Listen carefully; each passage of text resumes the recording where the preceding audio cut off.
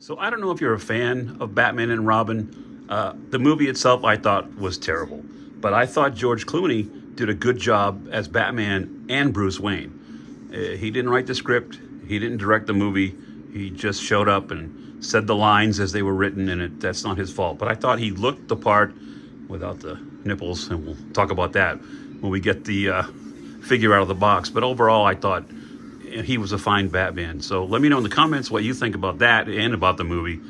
It was my least favorite of all the Batman movies. But I had to have this figure to complete my Batman gallery. Well, it's almost complete. All it's missing now is a Val Kilmer. There's only one Val Kilmer figure out there, and it's him in that sonar suit, which I don't want. I want him in a plain, what they call the Panther suit, all black. And if they do one of those, I'd definitely pick it up, and that would complete my Batman gallery, which I'll show you guys at the end of the video once I put him in it. So let's get him out of the package and take a look at George Clooney as Batman.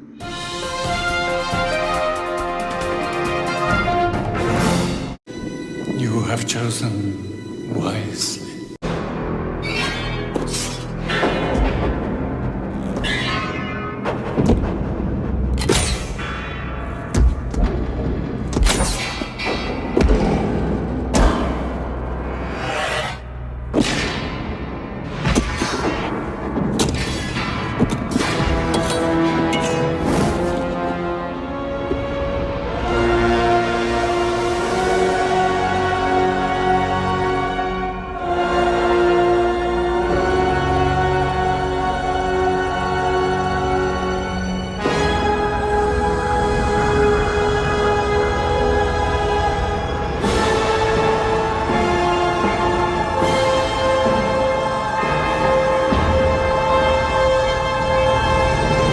I want a car.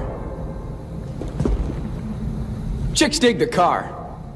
This is why Superman works alone. All right, so we've got him out of the box on his stand, just in a vanilla pose, which is probably how he's going to be. We'll go over a little articulation later.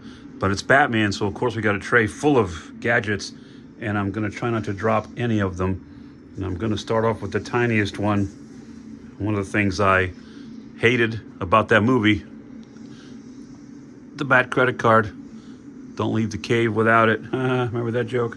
So funny. So funny. He's got an array of hands, gripping hands, relaxed hands. He comes with the fists. I'll probably swap those out for relaxed ones. There's also one specialized hand here to put his batarangs in between of the fingers, which is a normal thing for a Batman to have. Oops, sorry about that. I'm going to drop one of these for sure. Here's a tiny little batarang. I mean, nicely detailed, but easy for someone like me to lose. That's why they go back in the box. This little grapple device. See? Dropped it already.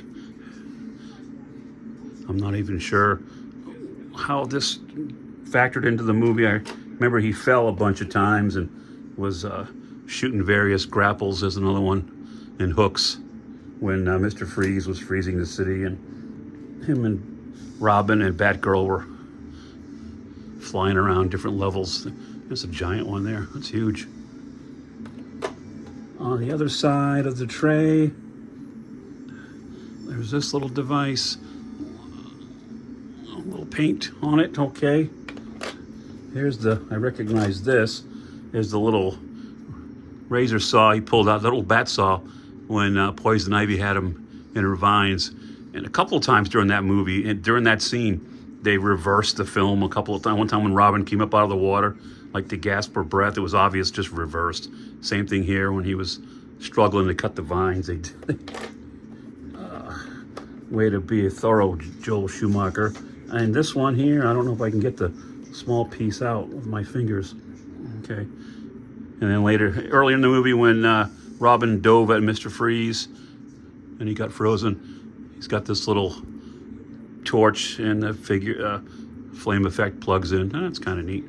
So he thawed Robin. He put him in that little pool and then thawed him out. So and there was also, which Hot Toys is customary to do, couple of wrist pegs in black, which is smart. Thank you for that. So they won't show up. You also get, excuse me, 3 face plates. The static one that's on the figure right there. And I'm trying not to drop the other 2. Hold on. You get this one, kind of the open mouth. I'm not a big fan of these. Usually one really works for me, and it's the one that's on there, which we're going to take a closer look at. Let me put these back in their respective slots, and then we'll pull Batman up here a little closer. Take a look. I'll be right back. First things first, let's take a look at the base. It's your basic square base with, I don't know if you can read it. There it is. Batman. I got to pull the plastic off of there. I'm going to do it right now. See? It's almost said the Batman. With that Batman and Robin combined. This is that same base they've been using forever. Used to have a slot here in the bottom for batteries. They used to be powered up, and these lights, back with the original Batman Returns, the Keaton, they lit up, and now they're just repurposing this base over and over and over again. And standard crotch grabber right there. So here he is. I think the likeness is spot on, especially from that side angle, actually from all angles, 3/4. I think they really nailed the image of George Clooney. And if you look closely, I like the fact that it looks like there's a little bit of a space there. It looks like a face inside of a cowl in this case. Don't you agree? It does have moving eyes. They're looking pretty straightforward right now, so I'm okay with that. There's that bat symbol, all black, the one point of contention. And actually, there's a little piece of foam right there. There's one on this side as well, I'm sure. Yep, let's get those out. And of course, we have the bat nips. Why? This suit is cool. It's all black and it looks great. Why do you have to have this? Like in that clip I showed you, why do you have to show them, the bat butt? Why?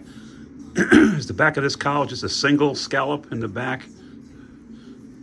I do like this cowl, not bad. And again, I think the likeness to Clooney is spot on. Let me know in the comments what you think. Let me move this back a little bit so we can scroll down. It's a hard undershell there. Plastic is a little squishy. You can see that's hard plastic there. And he's got these different shaped scallops on his gloves, almost like a dorsal fin of a shark. And they are a little sharp, so be careful. They can snap easily. The belt is loose and free-floating, but articulation is a problem with these all rubber-suited figures. Lifting up the cape, and the cape does have a wire, but you can't really drape this around.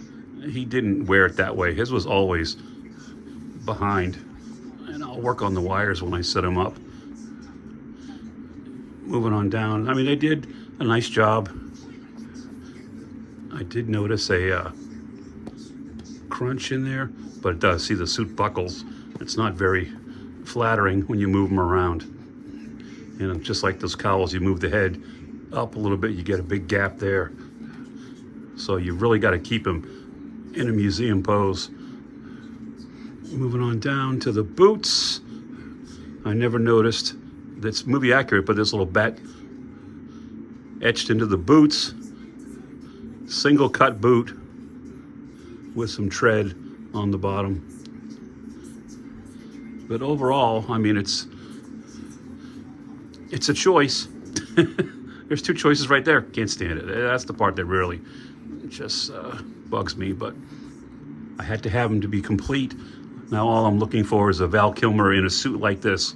Again, I said at the beginning, they just have the Sonar suit right now for him, and I'm hoping Hot Toys will come across and do us one like this with his all black. I did notice that the arms do hang pretty close to his side, so that's good.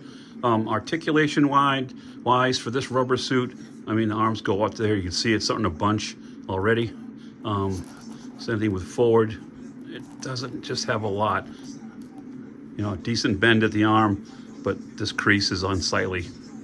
I mean, if you're going to put him in a pose for photos or something, I wouldn't recommend leaving it in that kind of a pose. I showed you a little bit of that. It's got like one crunch forward, one back. There's very limited swivel. It doesn't really hold the swivel. and wants to go right back to center again. So that's out. Leg-wise, I'm not expecting a lot. Strong ratchet, I'll give it that. But again, I don't like that crease. And the knee's okay. So that's good. I'm glad that the joints are solid. I mean, you don't get a whole hell of a lot because it's all one piece. So there's really a little bit of, you can move the ankle in a little bit for a, to get them on a wide stance. So there you go. Batman and Robin, George Clooney as the Batman. Let me know in the comments, what do you think? Do you agree with me as far as the movie itself? I just thought the movie was crap. Arnold was too over the top. I thought Uma Thurman did an okay job as Poison Ivy. They were just all victims of the script and Joel Schumacher's direction. I just thought he took it to a place where I don't need my Batman to go. I understand that with the previous Val Kilmer in this movie, you know, the companies wanted, McDonald's, the sponsors wanted not such a dark vision like what Tim Burton had. You know, they're trying to sell toys and Happy Meals. So that was a big part of what happened for this movie. But anyway, it's still part of the lexicon that is Batman. And I do like the figure. So let me know. I'm going to put him up in his display with the other guys and then show you a picture at the end. So hope you guys enjoyed this video. If you did, don't forget to like, comment, subscribe. And remember, your grails are out there. Go find them. I'll see you next time. So there he is amongst the other Batmen in the collection. Starting in the back there, I've got the Dark Knight Returns. There's the Pattinson, the Batman, the AMC popcorn bucket, Bat Signal, which is a great centerpiece. I've got two Afflecks, one standard, and of course one is the Nightmare Batman. The GOAT, Keaton, that's the 2.0 from the '89. The recently acquired George Clooney, and of course Christian Bale from the Dark Knight Returns. So there's the Bat Gallery. We're still missing our Kilmer, but we'll get him someday. Hi, my name is Omid Abtahi, and remember, your grails are out there. Go get them.